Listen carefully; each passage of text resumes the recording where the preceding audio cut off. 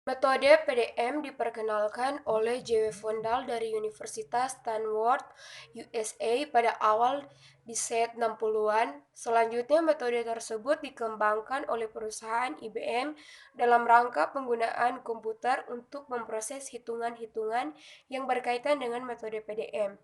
Precedence diagram sebenarnya adalah peninggalan atau pengembangan dari Burckhardt.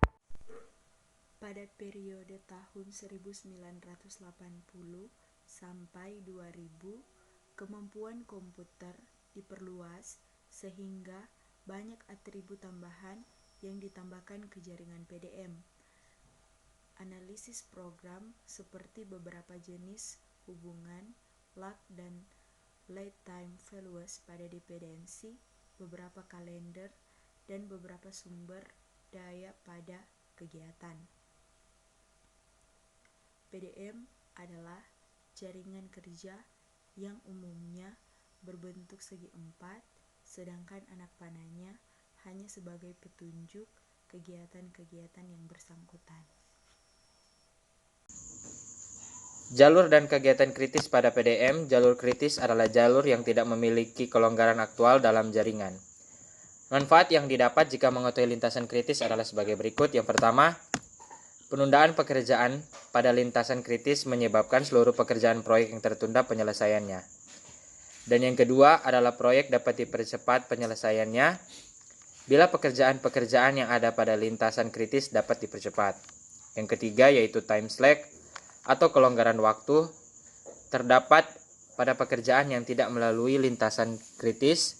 Ini memungkinkan bagi manajer atau pimpinan proyek untuk memindahkan tenaga kerja, alat, dan biaya ke pekerjaan-pekerjaan di lintasan kritis agar efektif dan efisien.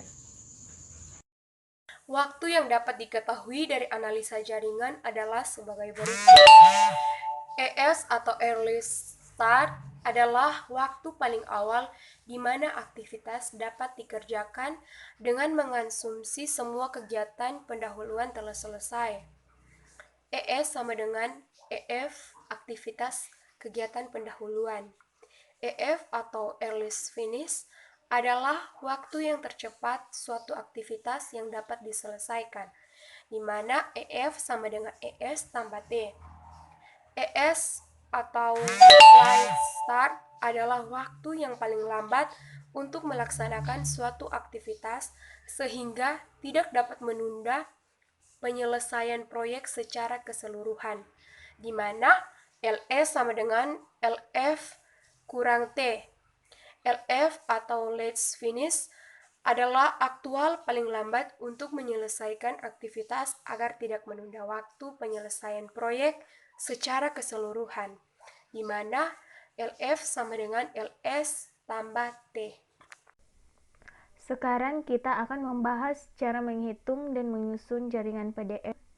Misalnya, yang pertama, proyek terdiri dari 6 kegiatan. Kita misalkan nama kegiatan tersebut yaitu A sampai F dan diberi nomor urut 1 sampai 6.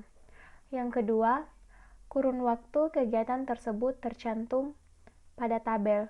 Dalam hal ini, kita akan membuat sebuah tabel untuk kegiatan tersebut. Kemudian yang ketiga, constraint antara kegiatan-kegiatan yang bersangkutan telah ditentukan.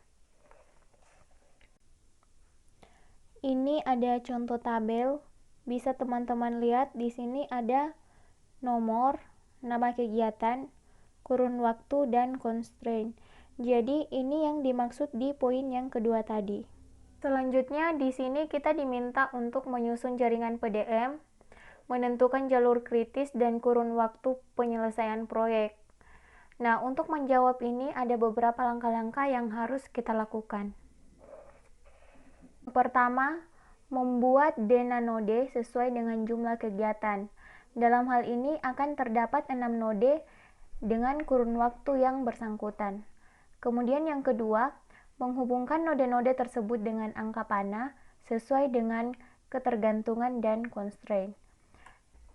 Kemudian yang terakhir itu menyelesaikan diagram PDM dengan melengkapi atribut dan simbol yang diperlukan.